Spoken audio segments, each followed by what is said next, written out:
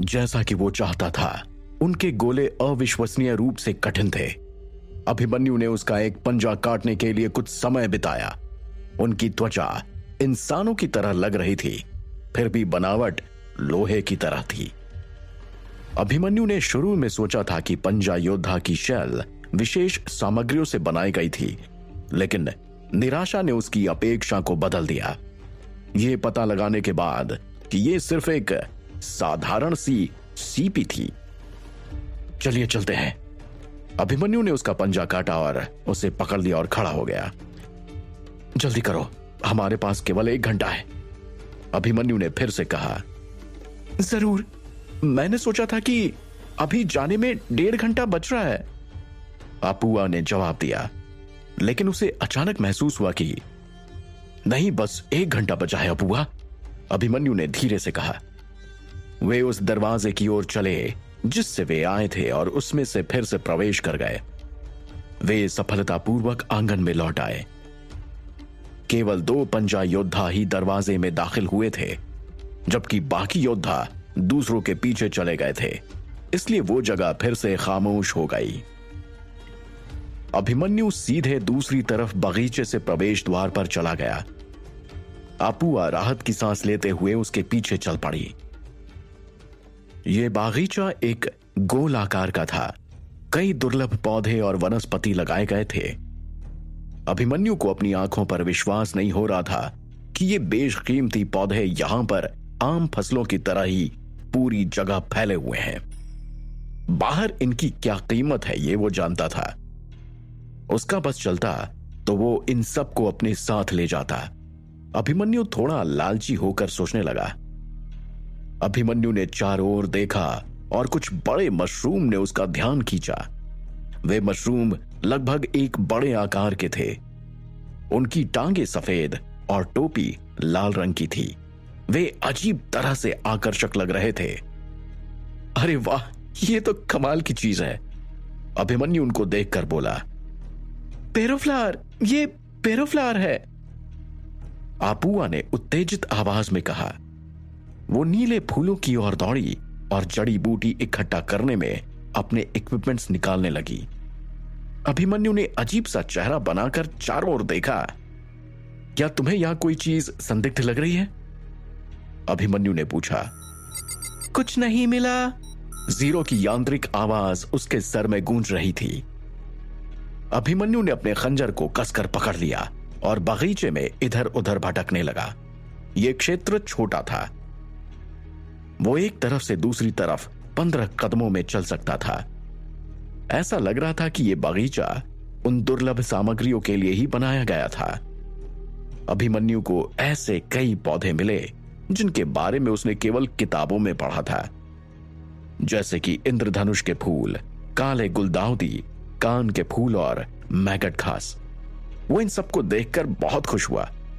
अभिमन्यु अजीब दिखने वाले मशरूम के पास रुका और नीचे झुक गया। यह सुनिश्चित करने के बाद कि बगीचे में कोई खतरा तो नहीं है, उसने राहत की सांस महसूस की।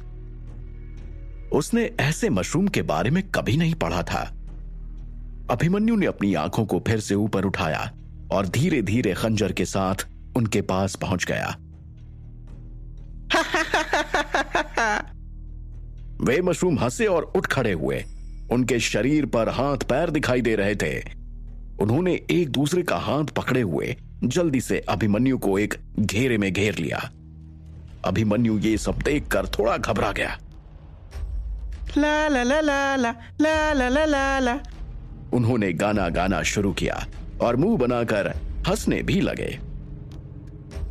अभिमन्यु ने सभी मुड़े हुए लाल स्माइली चेहरों को देखा। वो अपनी पीठ पर रेंगने वाली ठंड महसूस कर सकता था। उसने कुछ मशरूम को लात मारी और बगीचे में एकमात्र रास्ते की ओर दौड़ पड़ा। लेकिन कुछ ही सेकंड में मशरूमों ने उसका पीछा करना शुरू कर दिया। वे सभी अभी भी हंस रहे थे और गा रहे थे। What the hell? क्या अजीब जगह है ये, अभिमन्यु चिल्लाया। वो वापस मुड़ा और बाहर निकलने की ओर भागा। वो जल्दी से बाहर निकलने के रास्ते में जो कुछ मिलता जा रहा था उसे पकड़कर अपने बैग में डाले जा रहा था। वैसे वो चाहता था कि लगे हाथ ड्रैगन स्केल फ्लावर भी उसके हाथ लग जाए। हालांकि मशरूम अभी भी उसका पीछा कर रहे थे। वे गा रहे थे, कूद रहे थे और हंस रहे थे, लेकिन अभिमन्यु ने पीछे मुड़कर नहीं देखा। उसने अचानक आकाश में पक्षियों को चहकते हुए सुना। उसके ऊपर काले पक्षियों का झुंड चक्कर लगाने लगा। वो इतने सारे थे कि वे काले बादलों की तरह उसके ऊपर छा गए। आसमान धीरे धीरे लाल हो रहा था। थोड़ी देर पहले यह अभी भी धूल से भरा था। फिर भी जैसे ही अभिमन्यु उन मशरूम के पास पहुंचा, चीजें बदल गईं। काले पक्षियों के झुंड से बना हुआ बादल, हंसते हुए मशरूम और लाल आकाश, सब कुछ वातावरण को भारी और भारी बना रहा था। भागो अपुआ! अभिमन्यु ने अपुआ का हाथ पकड़ा और उसके साथ भागने लगा। पर यह क्या, उसे ऐसा क्यों लग रहा था कि उसने कुछ पकड़ा हुआ ही नहीं है अपने हाथ में। उसे किसी भी इंसान का साया महसूस नहीं हुआ, इसलिए उसने तुरंत अपना सिर पीछे मोड़ा। लेकिन उसने अपने हाथ में एक चमड़े की छाती का टुकड़ा देखा। अभिमन्यु को यकीन था कि उसने अपुआ का हाथ पकड़ने से पहले उसे देखा था। अपुआ कहां चली गई? अभी तो उसका हाथ मेरे हाथ में था। अभिमन्यु बहुत परेशान हो गया। वो इधर उधर देखने लगा। डर की वजह से अभिमन्यु को झुनझुनी सी हुई। उसने छाती के टुकड़े को जमीन पर पटक दिया और जल्दी से चारों ओर देखा। अपुआ का कोई निशान नहीं था, लेकिन वो जानता था कि अपुआ ने चमड़े के कवच के नीचे एक लाल रंग का टुकड़ा पहना हुआ था। उसकी दृष्टि में केवल लाल चीजें थी, मशरूम की टोपी और आकाश पर बने वो चेहरे। आकाश गहरा होता जा रहा था और बगीचे में वो अकेला था। वहां बहुत सारे मशरूम दिखाई देने लगे। वो हंसते हुए अभिमन्यु की ओर भागे। धिक्कार है! अभिमन्यु के दिमाग ने काम करना बंद कर दिया, पर ऐसे तो वो हार नहीं मान सकता। आखिरकार वो भागकर निकास पर पहुंच गया और आंगन में लौट आया। आंगन में जो बदलाव हुए थे उसे देखकर वो चौंक गया। कुंड का पानी कहीं गायब हो गया था और कुंड के तल में दरारें आ गई थीं, जैसे कि पानी वहां कभी था ही नहीं। मशरूम अभी भी उसका पीछा कर रहे थे, इसलिए अभिमन्यु के पास पूल की जांच करने का समय नहीं बचा था। वो जिस रास्ते से आया था उसी रास्ते से भागने लगा। जीरो, पर्यावरण में हर बदलाव को रिकॉर्ड करो। उसने पंजे को अपनी पीठ पर बांध लिया और सभी सामग्री को एक बड़े पाउच में रख दिया। आप एक विशाल बल क्षेत्र के अंदर हैं। स्थिति अज्ञात।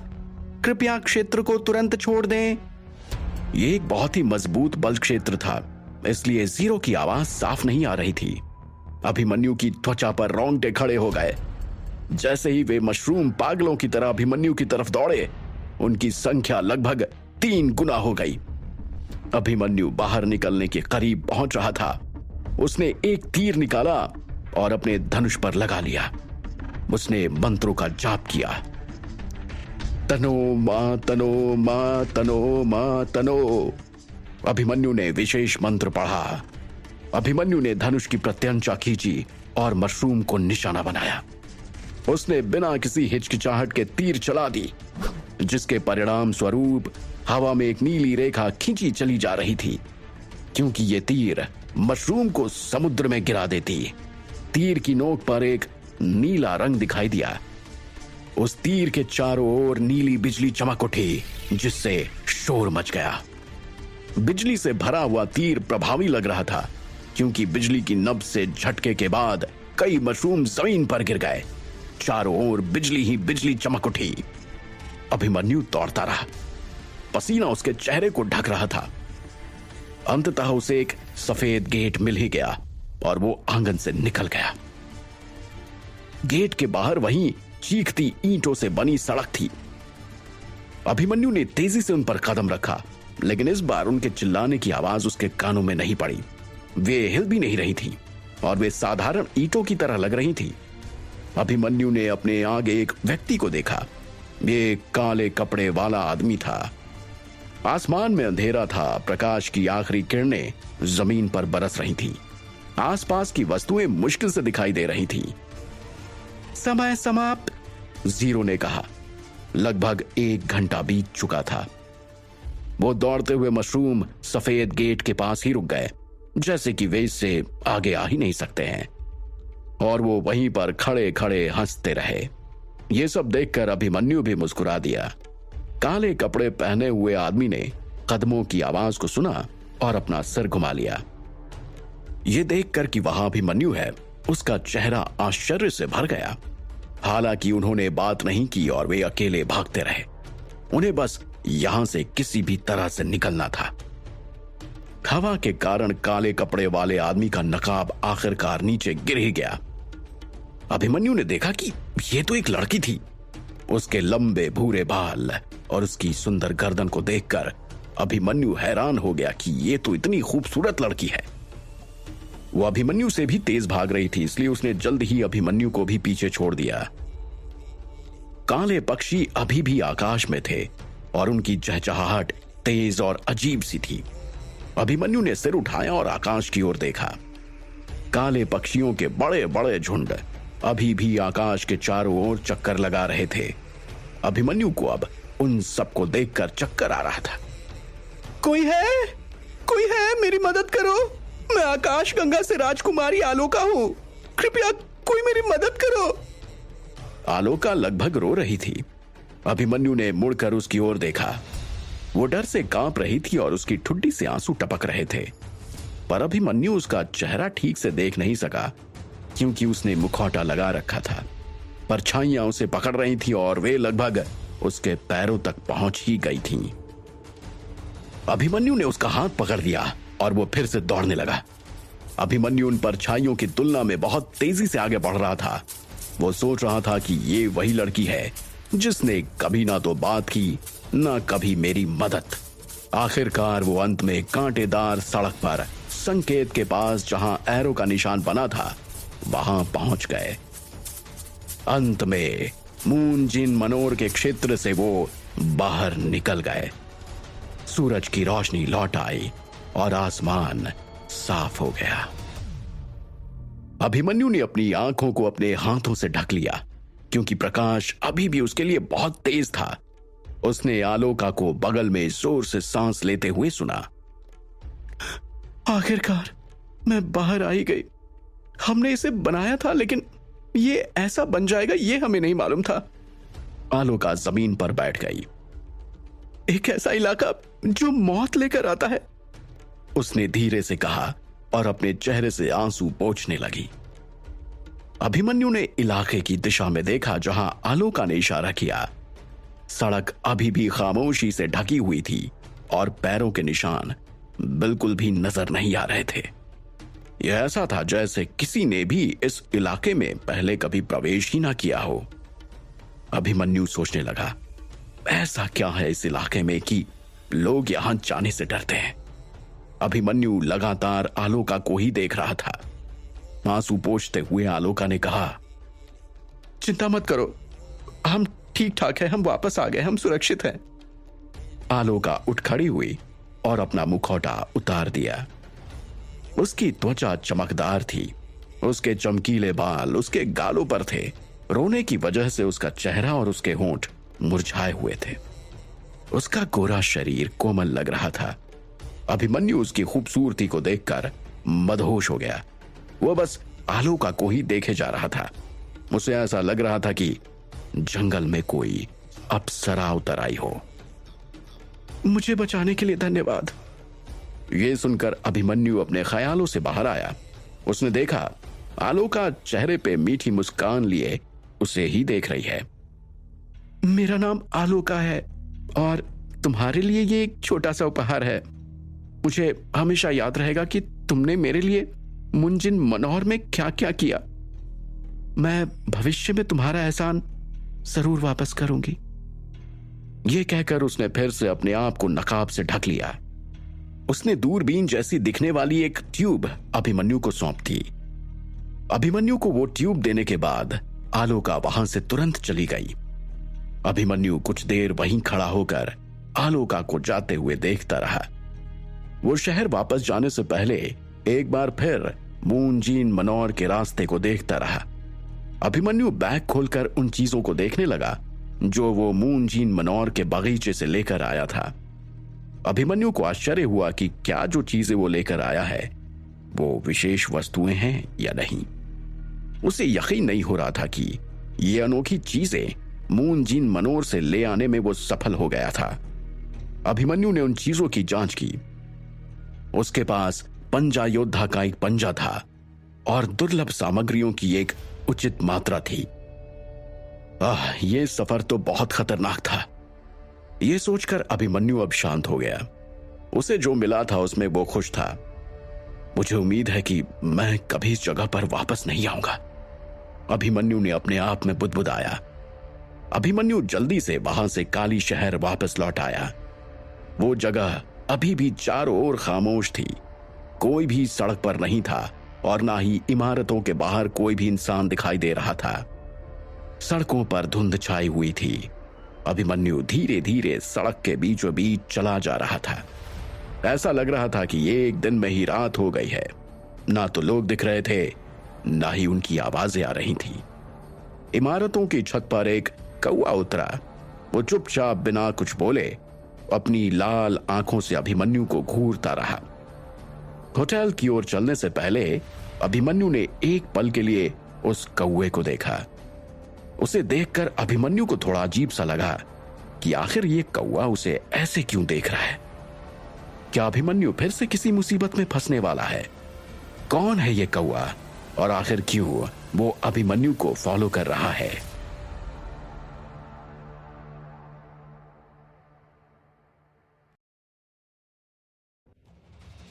जयवंत ने पीठ लगाकर गहरी नींद में सो रहा है। इमारत के पास 3 गाड़ियां अभी भी वहां खड़ी थी और घोड़े अभी भी सो रहे थे। अभिमन्यु राधे की ओर चल दिया। वो नीचे झुक गया और राधे के कंधों को हिलाने लगा। अरे राधे, चलो उठो। अभिमन्यु राधे के कंधों को हिला रहा था, पर वो इतना बेखबर होकर सो रहा था कि उसे पता ही नहीं चला कि अभिमन्यु उसे आवाज दे रहा है। अभिमन्यु ने जोर से बोला, राधे। राधे ने कराहते हुए धीरे से अपनी आंखें खोली। मास्टर, आप आ गए? माफ करना, थोड़ी नींद आ गई थी। वो थोड़ा झिझकते हुए बोला, हमें अब यहां से निकलना होगा, चलो। अभिमन्यु ने अपनी आवाज धीमी की। राधे उठ खड़ा हुआ, घोड़ों के कान को थपथपाया और उन्हें जगाने लगा। हम यहां और नहीं रुकेंगे, अभिमन्यु ने कहा। राधे अभी भी ये पता लगाने की कोशिश कर रहा था कि आखिर वहां क्या हो रहा है, लेकिन उसे बहुत ज्यादा कामयाबी नहीं मिली तो उसने कहा, जरूर मैं अभी से तैयारी शुरू कर देता हूं। इस शहर के सभी लोग सो गए हैं। हमें जल्द से जल्द ये जगह छोड़नी होगी। यहां कुछ ठीक नहीं है। अभिमन्यु असहज महसूस कर रहा था, लेकिन कुछ तो गलत था जो होना अभी भी बाकी था। अभिमन्यु ने उस दिन को याद किया जब वो शहर पहुंचा था। होटल के लोग ही वे एकमात्र निवासी थे जिनसे वो मिला था, और उन दिनों राधे ने उसका पूरी तरह से ख्याल रखा था। जीरो ने उस समय घरों में हलचल का पता लगाया था, इसलिए अभिमन्यु को यकीन था कि यहां इंसान ही रहते हैं। फिर भी आज बात थोड़ी अलग थी। अभिमन्यु को खतरे का अंदेशा हो रहा था, पर अच्छा यह है कि जल्द से जल्द वो जगह छोड़ दी जाए। राधे होटल में गया। अभिमन्यु ने बताया था कि बाकी लोग सो रहे हैं, लेकिन उस जगह पर केवल मौत का सन्नाटा था। इस सन्नाटे को महसूस करने के बाद राधे कांप उठा और यात्रा के लिए सामान तैयार करने लगा। अभिमन्यु ने पूरे यार्ड का चारों ओर चक्कर लगाया और गाड़ियों की जांच की। उसे कुछ भी अजीब तो नहीं लगा। उसने सोचा कि बगीचे में बाकी लोगों के साथ आखिर हुआ क्या है, क्या वो मर गए हैं? अभिमन्यु ने अपने मन में सोचा कि दूसरी तरफ वाला वो दरवाजा किसी अलग क्षेत्र में ले जाएगा उसे, इसलिए अभिमन्यु के पास ये सब चेक करने का समय नहीं था। उसने जीरो की जांच के आधार पर निर्णय ले लिया और उसका मानना था कि उसने सही चुनाव किया है। यही वजह थी कि उसने आपुआ को अपने साथ मिलाने की कोशिश की थी। हालांकि आलोका वहां से जल्दी चली गई थी, इसलिए अभिमन्यु उससे कोई खास जानकारी हासिल नहीं कर पाया। हालांकि ऐसा लग रहा था कि उनका सामना सिर्फ पंजा योद्धा से ही हुआ होगा। वहां पर और भी बहुत सारी रहस्यमयी चीजें थी, शायद उनसे उनका सामना नहीं हुआ होगा। अभिमन्यु बहुत गहरी सोच में था। अब किसी भी हाल में वो वहां वापस तो नहीं जाएगा। वो अन्य निवासियों की जांच करने के इरादे से यार्ड से बाहर चला गया। होटल की बाईं ओर लकड़ी के बाड़ों से घिरा एक लकड़ी का घर था। ऐसा लग रहा था कि घर बहुत समय पहले बनाया गया था, क्योंकि यह घर बहुत पुराना लग रहा था।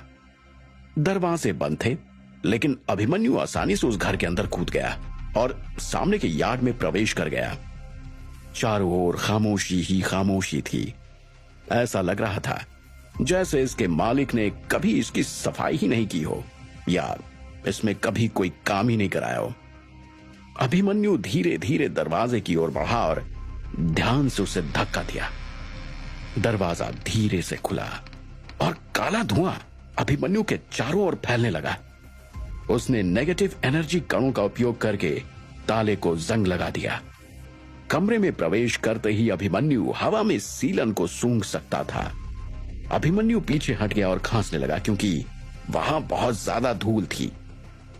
उसने हवा के कणों का इस्तेमाल करके दरवाजे से धूल उड़ाने की कोशिश की। अधिकांश धूल तो उड़ गई, लेकिन कुछ फिर भी बाकी रह गई। आखिरकार वो कमरे के अंदर दाखिल हुआ। ये क्या है? कैसे हुआ ये? वो चौंक गया। घर खाली था, अंदर कोई नहीं था। अभिमन्यु ने कमरे के बीच में एक लकड़ी की मेज पर और कई कुर्सियां देखी। एक लकड़ी का धनुष दीवार पर लटका हुआ था और चिमनी मकड़ी के जाले में ढकी हुई थी। सारा फर्नीचर धूल से ढका हुआ था। ऐसा लग रहा था इस घर में कोई बरसों से नहीं आया है। अभिमन्यु को उस कमरे में कई जगहों पर दरारें दिख रही थी। वो कमरे में रखी चीजों की जांच करने लगा। जब वो पहली बार होटल पहुंचा था तो उसे यकीन था कि यहां लोग जरूर रहते होंगे, लेकिन यहां तो कोई नहीं था। थोड़ी देर बाद अभिमन्यु को लगने लगा कि शायद यहां उसके काम की कोई चीज नहीं है, और उसके भाव भाव बदल गए।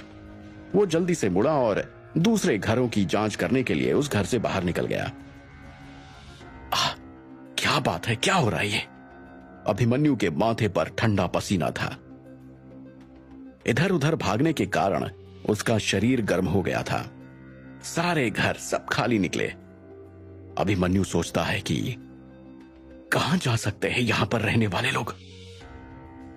कहां हैं वो लोग? मुझे यकीन है कि जीरो ने उन्हें पहले ही पहचान लिया था। जीरो से गलती नहीं हो सकती। अभिमन्यु घबरा रहा था। कोहरे से घिरा हुआ अभिमन्यु शहर के बीचों बीच खड़ा था। अब मैं क्या करूं? कहां जाऊं? अभिमन्यु ने गहरी सांस ली और शांत हुआ। वो घूमा और फिर से होटल की ओर चल दिया। राधे! अभिमन्यु ने धक्का देकर दरवाजा खोला और होटल में घुसा। सामने राधे बैठा चाय पी रहा था। राधे, जल्दी करो, हमें जाना है, वो थोड़ा सा चिल्लाते हुए बोला। हालांकि वो जगह भी खामोश थी और राधे ने उसे कोई जवाब नहीं दिया। अभिमन्यु एक सेकंड के लिए रुक गया। उसे कुछ सबसे बुरा होने का डर का एहसास हुआ। अभिमन्यु तुरंत होटल से निकला और गाड़ियों की जांच करने गया। घोड़े अभी भी वहीं पर थे। वो उनकी लगाम पकड़कर उठा रहा था, पर वो उठ नहीं रहे थे। अभिमन्यु को मालूम था कि अगर कोई भी जादुई गतिविधि होती है तो सबसे पहले जानवरों पर असर होता है। ये जगह छोटी थी, इसलिए सब कुछ साफ साफ दिखाई दे रहा था। अभिमन्यु एक नए कमरे में घुसा। ये एक छोटा सा कमरा था जिसके ऊपर चिमनी रखी थी। शायद वो रसोई थी। अभिमन्यु ने चारों ओर देखा, लेकिन राधे उसे वहां नहीं दिखा। वो बहुत गुस्सा हो गया। उसे बस यहां से जल्द निकलना था। धिक्कार है, पता नहीं कहां जाकर मर गया है। उसे पता था कि जल्दी निकलना है। अब कुछ नहीं हो सकता, मुझे उसे छोड़कर ही जाना पड़ेगा। अभिमन्यु ने रसोई से कुछ खाने का सामान लिया और तेजी से गाड़ी की ओर लौट आया। राधे गाड़ी के पास भी नहीं था। अभिमन्यु थोड़ा परेशान हुआ।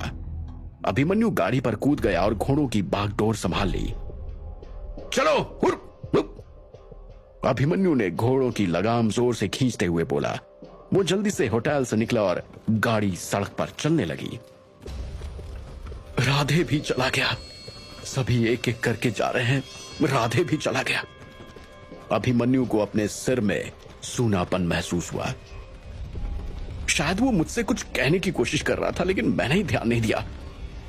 क्या ये जगह एक भ्रम है? लेकिन जब मैंने मालिक से बात की थी तो वो खाना खा रहा था। ये निश्चित रूप से असली था। मैं महसूस कर सकता हूं, ये भ्रम नहीं हो सकता। मैंने जिन घरों की जांच की उनके फर्नीचर पर धूल जमी हुई थी और ऐसा लग रहा था कि किसी ने उन्हें सालों से छुआ तक नहीं है।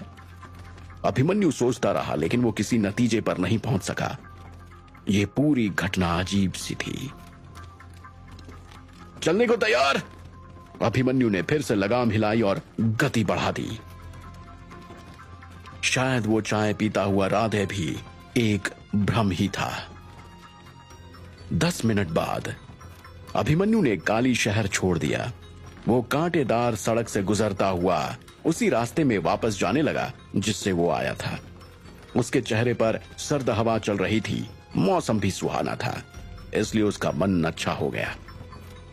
उसे सड़क के किनारे ऊंचे छावदार पेड़ और भूरे पत्थरों से ढकी जमीन दिखाई देने लगी। उसे वो पल भी याद आ रहा था जब वो मशरूम को छूने की कोशिश कर रहा था और उसकी मुलाकात एक गिलहरी से हुई थी। उसने सड़क की बाईं ओर देखा। अभिमन्यु फिर से गिलहरी से मिलना चाहता था, लेकिन किसी वजह से शायद अब उसे किसी भी जीवित प्राणी से बात करने की इच्छा नहीं थी। गाड़ी ऊबड़ खाबड़ सड़क पर धीरे धीरे आगे बढ़ती रही। कुछ समय बाद आखिरकार अभिमन्यु को गिलहरी मिल ही गई। जब गिलहरी ने अभिमन्यु को देखा तो वो बहुत खुश हो गया और वो घास पर बैठकर एक अखरोट काटने लगा। रुको! अभिमन्यु ने गाड़ी रोकी और उससे कूद गया। वो तेजी से गिलहरी के पास गया। अरे, तुम यहां फिर आ गए? गिलहरी ने अभिमन्यु का अभिवादन किया और उससे पूछा, तो यहां कैसे आना हुआ? तुम्हें कुछ मिला क्या वहां? अभिमन्यु ने एक बड़ी सी मुस्कान के साथ बोला, मुझे वही मिला जो मैं चाहता था। वो नीचे झुक गया जहां गिलहरी बैठा था। अभिमन्यु थोड़ा राहत महसूस कर रहा था गिलहरी से मिलकर। सुनो, जंगल के बुजुर्ग तुमसे मिलना चाहते हैं। क्या तुम हमारा निमंत्रण स्वीकार करोगे? गिलहरी ने झिझकते हुए पूछा। क्या तुम्हारे लीडर ने मुझसे यह सब पूछने के लिए कहा है? अभिमन्यु ने कहा। हाँ, दरअसल वो आपके द्वारा पिछली बार जो स्नैक्स दिए गए थे ना, उन्हें खरीदना चाहता है। हम सड़क के बहुत करीब रहते हैं, इसलिए हम आसानी से गुजरने वाले व्यापारियों से बात कर सकते हैं। देखो, फिलहाल तो मेरे पास कोई स्नैक्स नहीं है, मुझे माफ करना। अभिमन्यु हिचकिचाया। अरे रे, माफी मत मांगो, सब ठीक है। मुझे यकीन है कि तुम्हारे पास अभी भी कुछ बचा होगा, थोड़ा बहुत। गिलहरी ने अपना पंजा लहराते हुए बड़ी चालाकी से कहा। ठीक है, मेरे पास जो कुछ भी थोड़ा बहुत स्नैक्स बचा हुआ है वो मैं तुम्हें दे दूंगा। गिलहरी से बात करने के बाद अभिमन्यु ने आराम महसूस किया।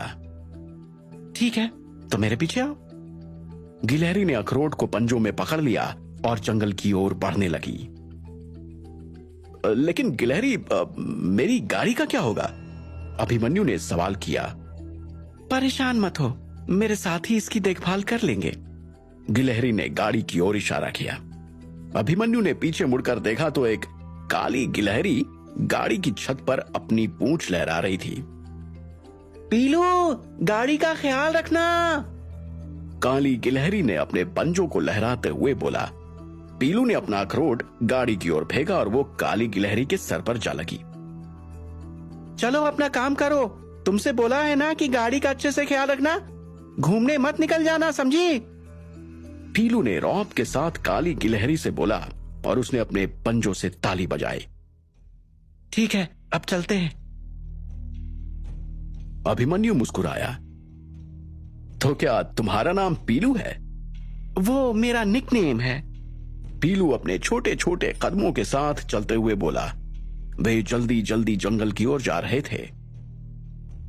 पीलू, सुनो, तुम्हारा ही काम तो कर रही हूं मैं। काली गिलहरी पीछे से चिल्लाई। मैं अपनी बहन से तुम्हारी शिकायत करूंगी और उसे मना करूंगी कि तुमसे बात ना करे। पीलू उसकी बातों को अनसुना करते हुए जंगल की ओर चल दिया। जंगल के पार जाने के बाद अभिमन्यु और पीलू एक झील के पास पहुंचे। हरी झील से धुंध उठ रही थी। ये झील बहुत बड़ी थी, इतनी बड़ी कि अभिमन्यु झील के उस पार का हिस्सा नहीं देख पा रहा था। झील पर एक लंबी भूरी लकड़ी का पुल बनाया गया था। अभिमन्यु पानी की सतह के नीचे अपने लंबे पैरों को देख सकता था। पुल के अंत में जो था उसे देखकर अभिमन्यु अवाक महसूस कर रहा था। ये एक बिल्ली थी जो अपने पिछले पैरों पर खड़ी थी। बिल्ली ने पीठ पर हाथ रखा और कुछ बुदबुदाई। साथ ही अभिमन्यु ने देखा कि उसके पैरों के पीछे मछली पकड़ने वाली छड़ी है। इस अजीब से दृश्य ने अभिमन्यु को यह सोचने पर मजबूर कर दिया कि शायद ये बिल्ली पहले ही जीवन के उतार चढ़ाव देख चुकी है। पीलू, क्या तुम यहाँ मेहमान लेकर आए हो? सफेद बिल्ली घूम रही थी। उसकी आवाज गहरी और कर्कश थी। हाँ शीखू, पीलू चिल्लाया। उसके पास वो चीज है जो हम चाहते हैं। अरे तो तुम चिल्ला क्यों रहे हो? अभिमन्यु उनकी बातचीत सुनकर अवाक था। उसे उम्मीद नहीं थी कि एक गिलहरी के पास इतनी तेज आवाज हो सकती है। ठीक है, वैसे शीखू तुम्हें तो सुनने में परेशानी होती है ना? पीलू ने सिर हिलाया। हाँ हाँ, ऊंची आवाज में बोलना मैं बहुत अच्छे से समझती हूँ कि तुम ऐसा क्यों करते हो। मूंगफली चाहिए ना तुम्हें? वो तो मेरा फेवरेट है। शीखू ने सिर हिलाया। तो बताओ, तुम्हें वहां कितनी मूंगफली मिली? उसने पूछा। अभिमन्यु उनकी बातचीत को देखकर हैरान था। पीलू ने जवाब दिया, लगभग 1 किलोग्राम होगा, मुझे तो विश्वास है। क्या कहा? 1 किलोग्राम? क्या तुम उन्हें बेच रहे हो? शीखू ने पूछा। 1 किलोग्राम है, क्यों बेचूंगा मैं? पीलू शीखू के पास दौड़ा और उसके कानों में चिल्लाया, 1 किलोग्राम! शीखू ने सिर हिलाया। अरे 1 किलोग्राम हो या 10 किलोग्राम, मुझे और ज्यादा चाहिए। मेरे पास थोड़ी देर में नमकीन मूंगफली आनी चाहिए, समझे तुम? जब मैं छतराल में था ना, तो वहां मनोरथ के उत्तर में मेरू नाम का एक शहर था और वहां के लोग मेरे लिए बहुत अच्छी नमकीन मूंगफली बनाया करते थे। ठीक है पीलू, उसे वो आइटम चुनने दे जो वो चाहता है। समझ गया, पीलू ने जवाब दिया। माफ करे, मेरा एक सवाल है, क्या आप काली शहर को जानते हैं? अभिमन्यु ने उनकी बातचीत को टोकते हुए बीच में पूछा। वहां पर आखिर हुआ क्या है? क्या वहां पर कोई नहीं रहता? शीखू ने उसका सवाल नहीं सुना, लेकिन पीलू ने कहा, तुम्हारा मतलब काली शहर है? उस जगह को तो मैंने 10 साल पहले ही छोड़ दिया था, तुम क्यों पूछ रहे हो? पीलू ने कहा। क्या 10 साल पहले? अभिमन्यु चौंक गया। उसने आगे कहा, कुछ नहीं, बस ऐसे ही पूछ रहा हूं। पीलू ने भी जवाब दिया। हाँ, 10 साल पहले मून जिन गार्डन से बचे लोगों में से एक पागल हो गया और शहर में सभी को मार डाला उसने। उसके बाद किसी ने इसे फिर से बनाने की कोशिश नहीं की। मैंने तुम्हें ये बात शायद पहले बताई थी ना? मून जिन गार्डन बेहद खतरनाक जगह है। इसमें प्रवेश करने वाले कम से कम 10 लोगों की हर बार मृत्यु हो जाती है। ये सब जादू है, तुम इन चक्करों में मत पड़ो। जो बीत रहा था, क्या वो सिर्फ अभिमन्यु का एक सपना था? किन चक्करों से पीलू अभिमन्यु को दूर रहने की सलाह दे रहा है?